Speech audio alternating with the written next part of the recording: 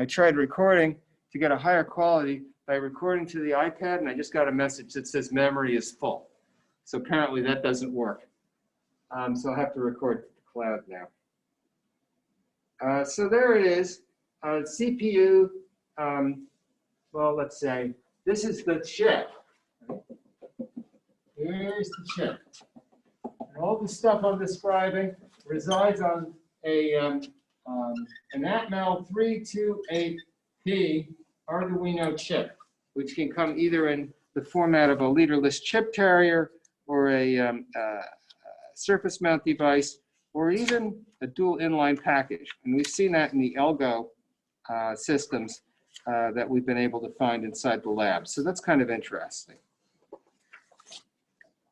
So let's drill down a little bit more into what's going on into this control unit. We have a bus from our CPU, and inside of this bus, we have something called interrupt control.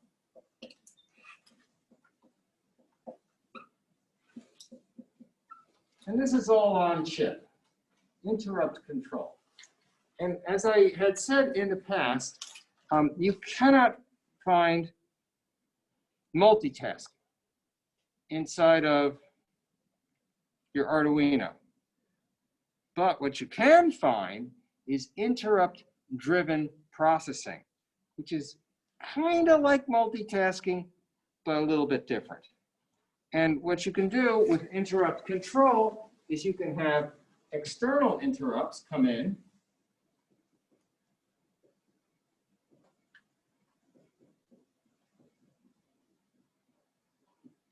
And you can have timers,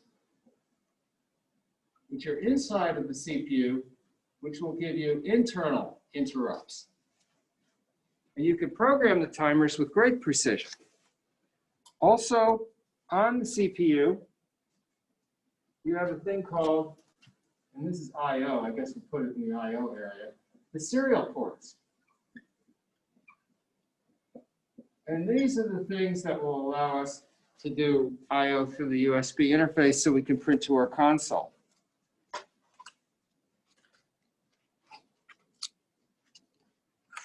And so now you've got just a little bit more detail into the microcontroller.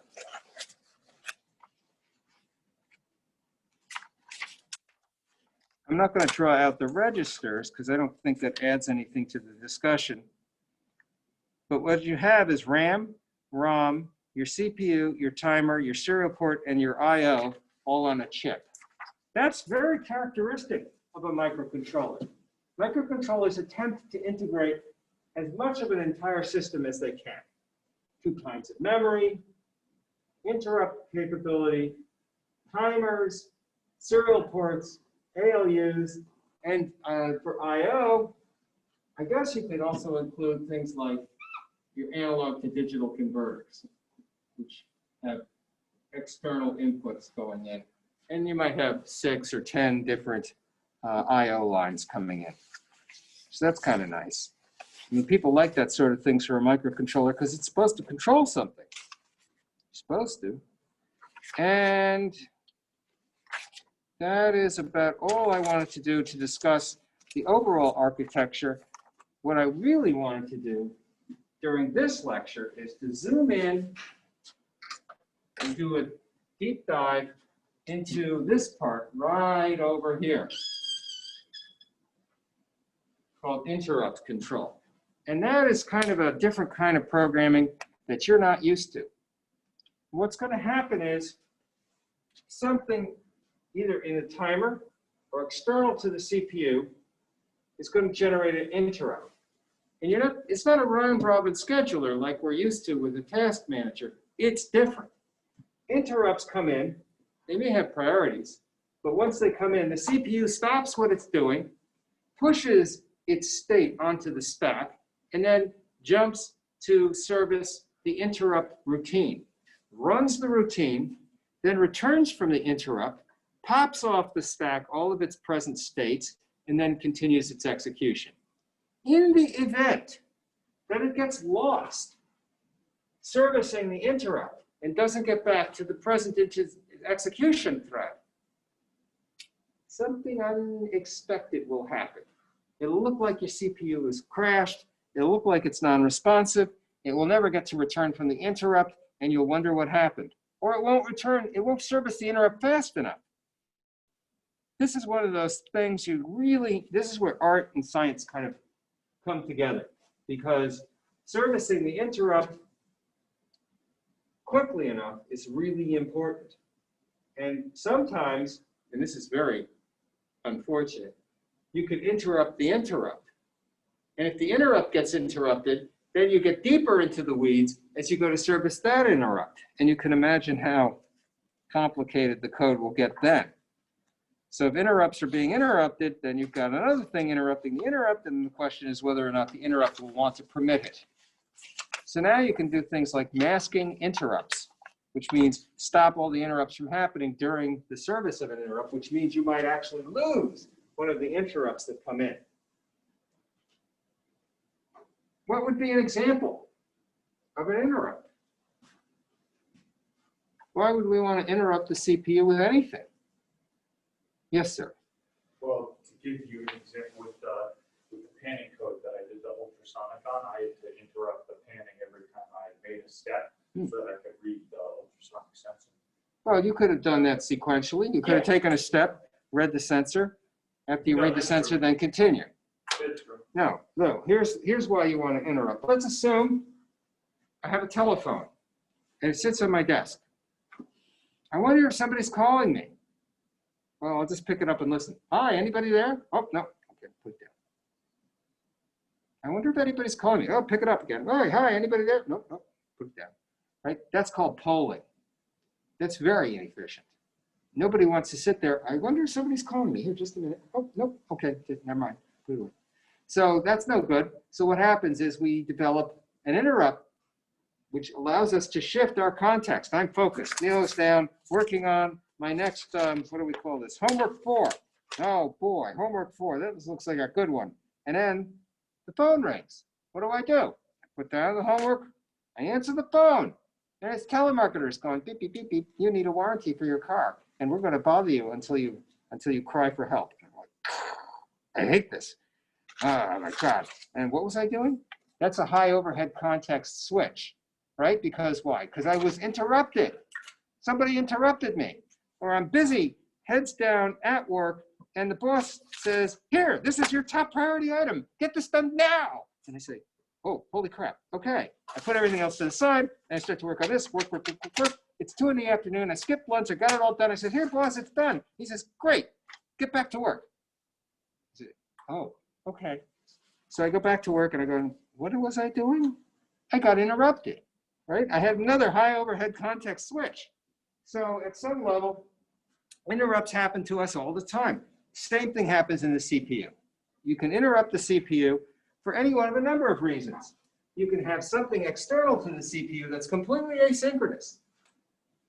Back in the day, I had my uncle's reel-to-reel tape recorder, and it was electronically controlled or electrically controlled with a microphone. It could do fast forward, it could do rewind, it could do record, it could do play, all from the little handheld microphone. It was so cool. It ran with tubes.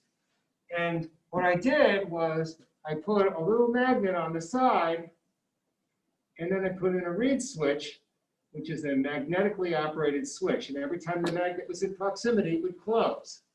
That generated an interrupt for my little microcontroller so it could know how many spins, it was my odometer, how many spins went around on the reel.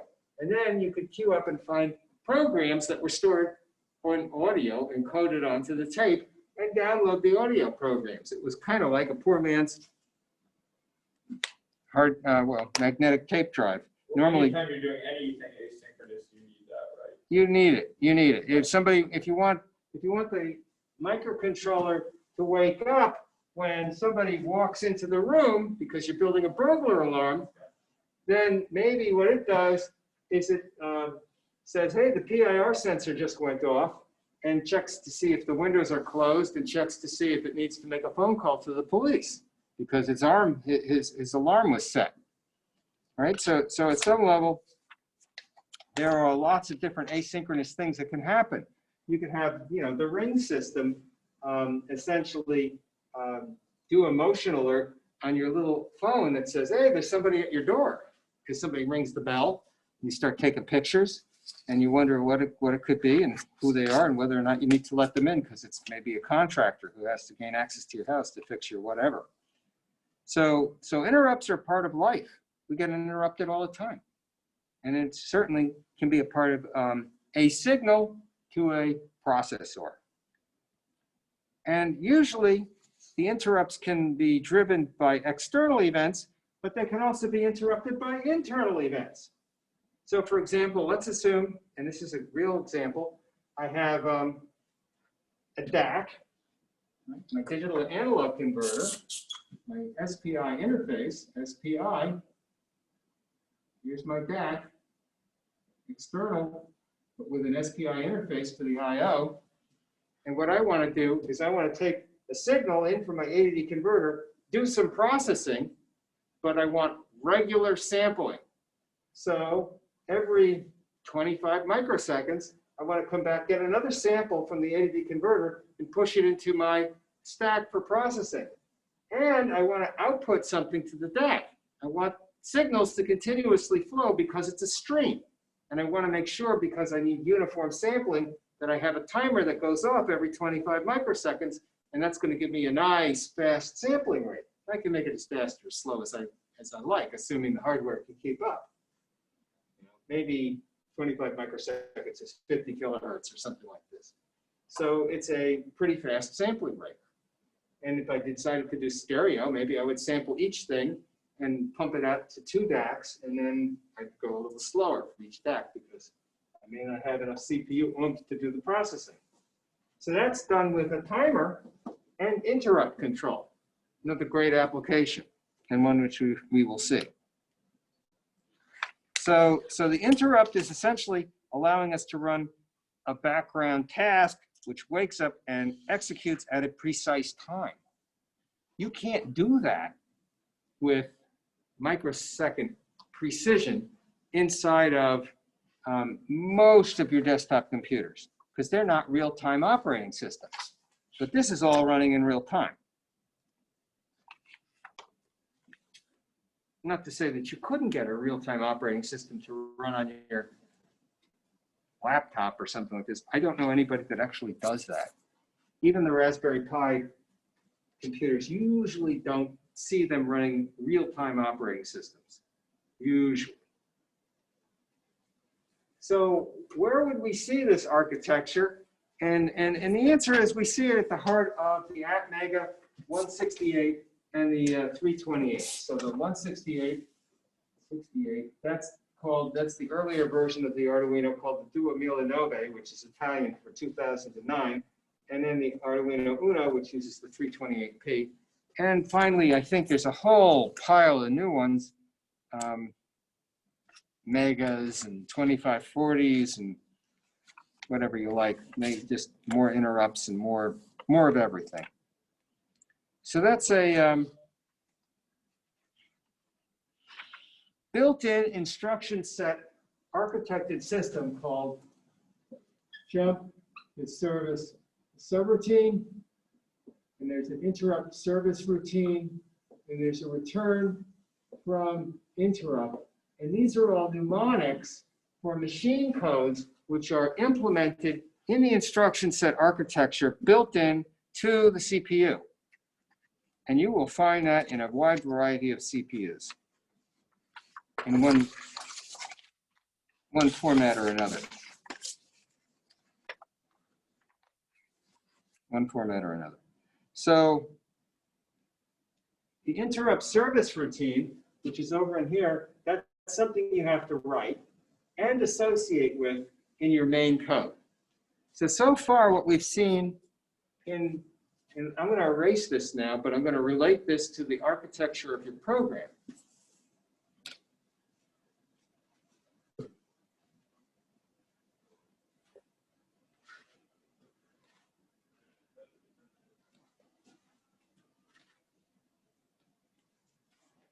So far I've seen the setup that executes once, returns void. And then there's some kind of a loop, void. It's called the main loop. And this gets invoked for us continuously. And somewhere down at the bottom, I would like to have sort of my subroutine for doing interrupts.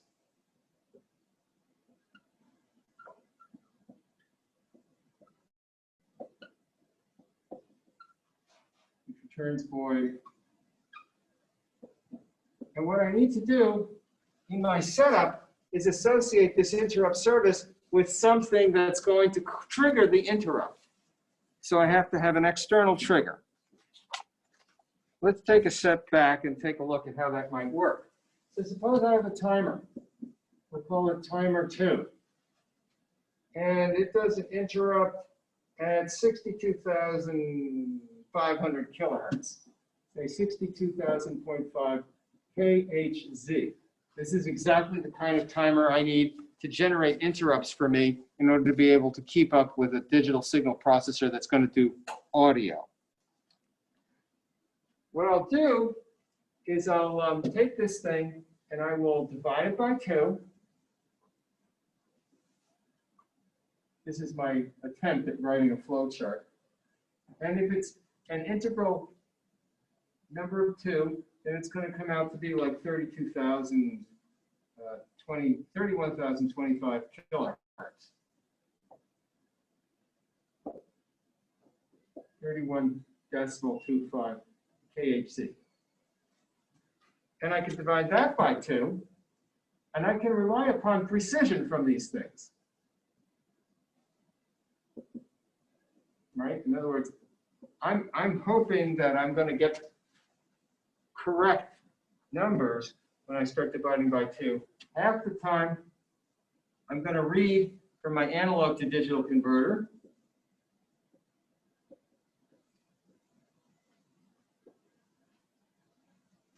And the other half of the time, I'm going to read from another ADC.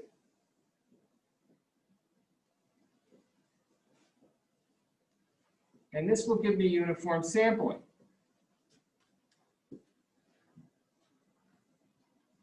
And once I read from this one, I'm going to say I have a sample flag equal to 1. And when I read from this one, I'm going to have a sample flag equal to 0. What's a sample flag? It's just some flag I set up so I know whether I've read from here or read from there. When it takes a while to do a read on an AD converter, these things don't return answers immediately. They have to start their own little timer, and then they have to do successive approximation until they reach the voltage, and then they signal that they're done. So reading from an AD converter takes time. You can have the AD converters run a little bit faster if you only have one of them running. But the dirty little secret is the Arduino only has one AD converter. And all they did was they took an analog multiplexer and allowed a register to direct the input to the different AD converters. So it says it has 6 AD converter inputs. Internally, there's just 1. And so you have to share the resources of the successive approximation timer counter and the associated internal DAC in order to be able to do an AD conversion using the internal AD converter.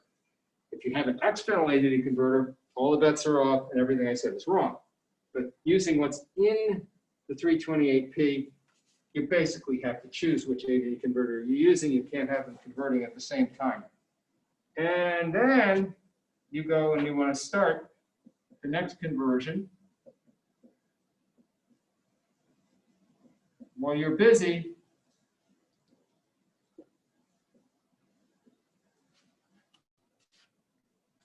and this is the exit for the interrupt.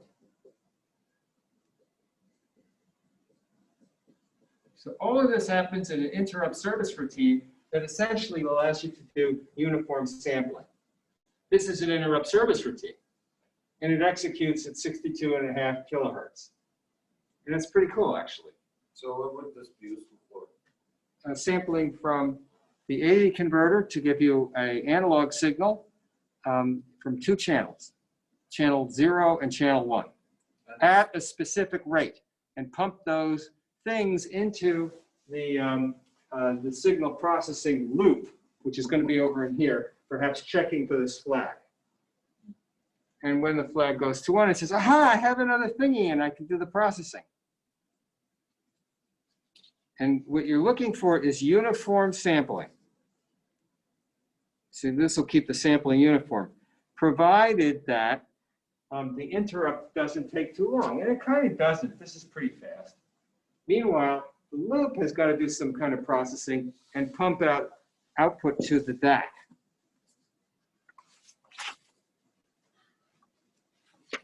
So this makes for a synchronized sampling system, right? Synchronized in time because you've got a separate timer.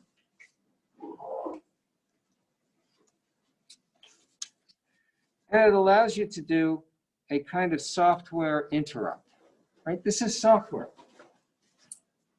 Although one could make a compelling argument that the hardware of the timer is hardware, it's built into the CPU. So because we're able to do a kind of, I'll call it hardware interrupt in software, we can make things that are synchronous. This is control. Now I could associate an external interrupt and it could be asynchronous and that could come in. So you can have external interrupts come in hardware that are asynchronous. I guess the senior project team is leaving. They have something else to do. If you want to mask the interrupt, you can. And maskable interrupt requests are possible. And what you do is you use an interrupt mask register.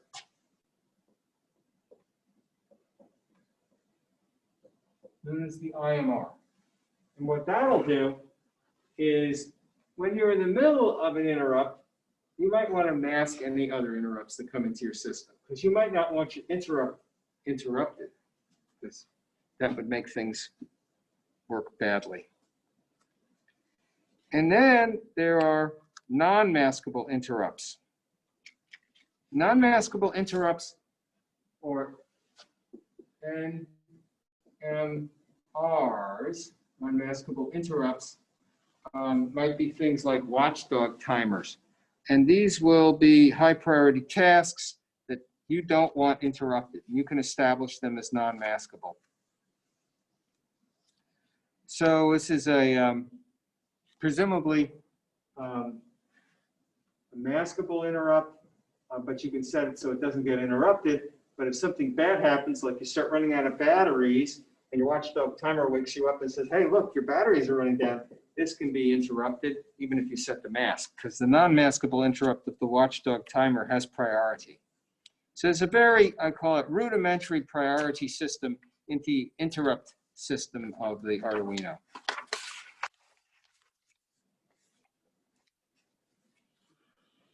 Let's see now, what else have we got? If you want an external circuit, physically, pin 2 and pin 3 are your external interrupts for your Arduino. And you can wire directly to those and then associate them with interrupts.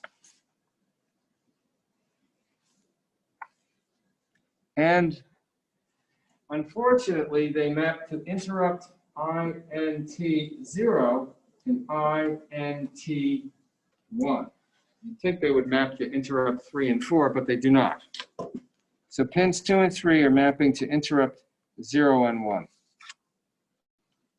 And so if you wanted to do the wiring with a push button and generate push button interrupts by pressing on a button, well, you could, but you have to go to pin 2 or pin 3 and map that to interrupt 0 or 1. Those are your external interrupts. Other Arduino variants have more interrupts.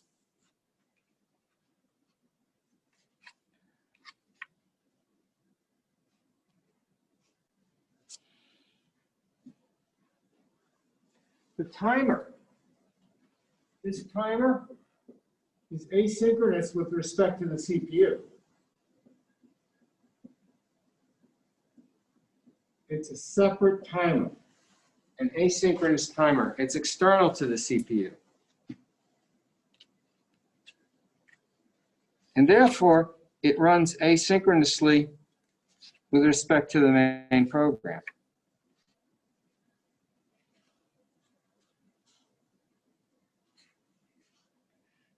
Let's, that gives us a little bit of opportunity now. We have some time, so I'm going to draw a picture to talk about exactly how to wire this stuff up. Because there are precision timers available only on certain pins. So we have pins 13, 12, 11, 10, 9, 8, 7, 6, 5, 4, 3, 2, 1 on the I/O system. 11, this is timer 2. 10, this is timer 1. You get the output directly from there. And timer 1 has 2 sections associated with it because it's a high precision timer. So this is the A section and that's the B section. Because it's a 16-bit timer, whereas this is only an 8-bit timer.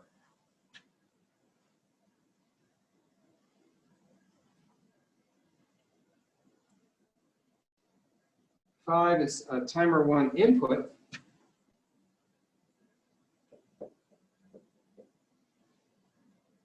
And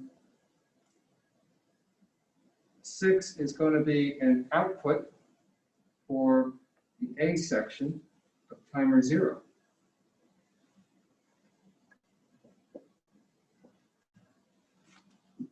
And this goes on and on. So you can kind of see how the timers can be accessed. You can set the timers, and you have 16-bit timers and you have 8-bit timers. And these are constraints of the hardware chip. This is what's inside the chip. You can't control that, but you can control which timer you use.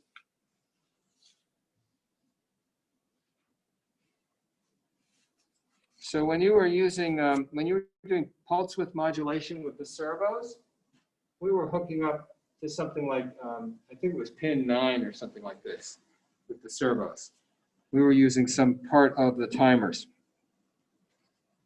And you can use it whether or not you're using the servos, but the servo library was using that timer system for pulse width modulation. Changing the duty cycle of a square wave with the timer is a cinch when you're doing a subroutine library like the servo library.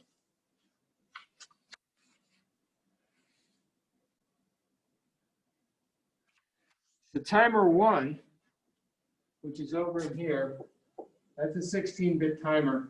And if you're using the servo library,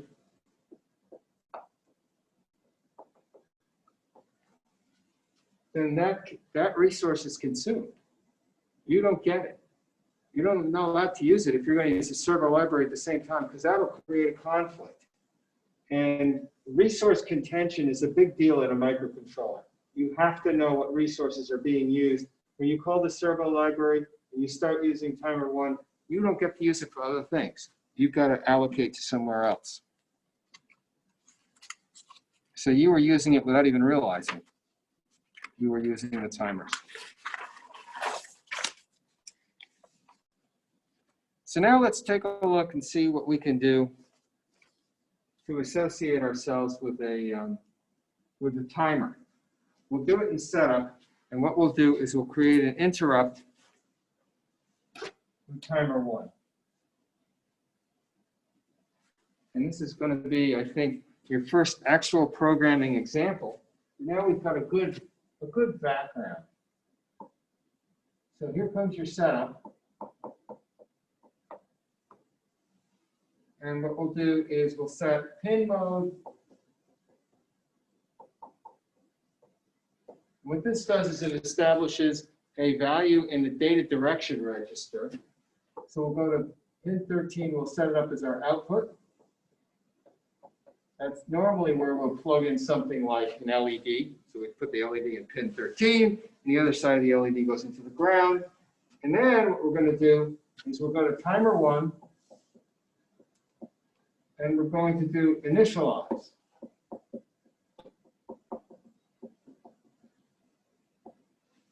And we'll put in a number. Let me count the zeros. 1, 2, 3, 4, 5, 6. 1, 2, 3, 4, 5, 6. That's in microseconds. A million microseconds is a second. This is a high precision timer, right? Timer 1, 16-bit timer. And now what we'll do is we'll go to timer 1, and we will attach an interrupt.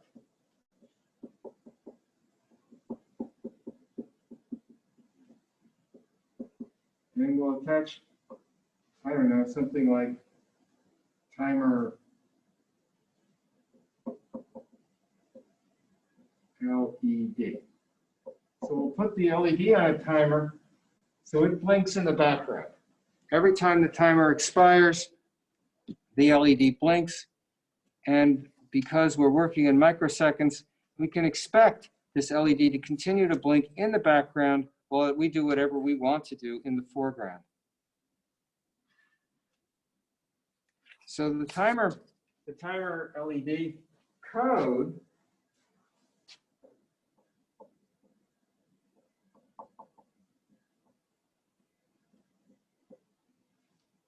is going to do a digital write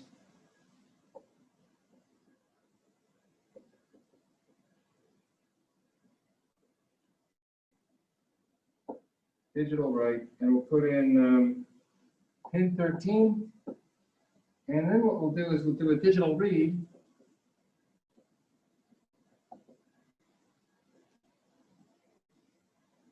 And we'll read from pin 13, and whatever is being read, we'll do a exclusive OR. So if it's a 1, exclusive ORing 1 with 1 is going to give us 0. If it's a 0, exclusive ORing 0 with 1 will give us a 1. So that'll invert whatever it is we read, and we'll write it out to the LED, causing the blink.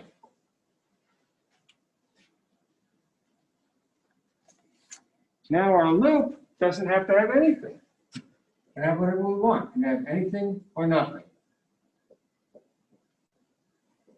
Because we are now blinking the LED in this timer LED thing, which runs in the background in accordance with the built-in hardware 16-bit timer inside the CPU.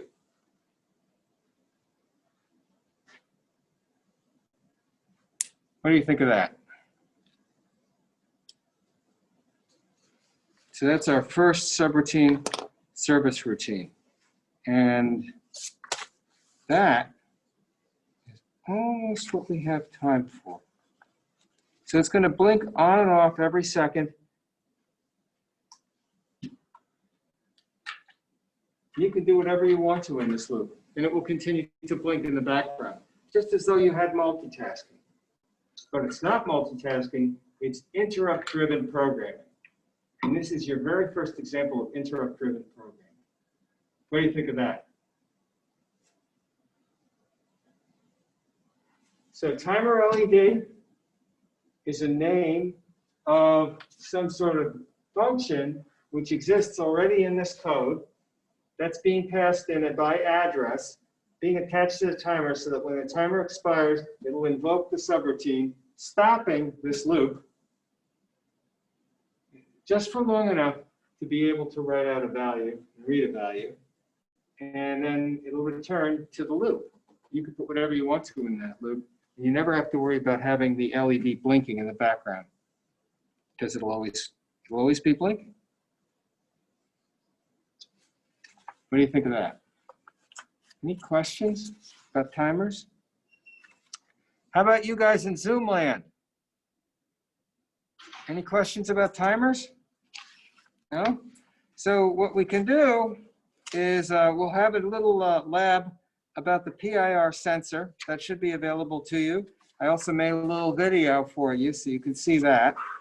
And then you guys can use the lab to come in and set it up just like we did before. Were there any questions about the lab we did last time about servos in the last couple minutes? No? No questions? All right, so we're doing it this way with very simple labs for everybody to do very quickly and then leave, because we only have 1 hour in which to do the labs. And I think it's better that you have a hands-on organic experience. And if you want to, just set it up and leave, you can, but sometimes it's fun if you can set it up and get it working and then play around with it a little bit and use the full hour. I've seen some people leaving right away, and I know you can do that, and that's all right. But you might as well get as much out of it as you can. And I'm going to keep the labs relatively short, just so that we can split the time between the two sections. So that's what I got for you for today. Stay safe. Thanks a bunch.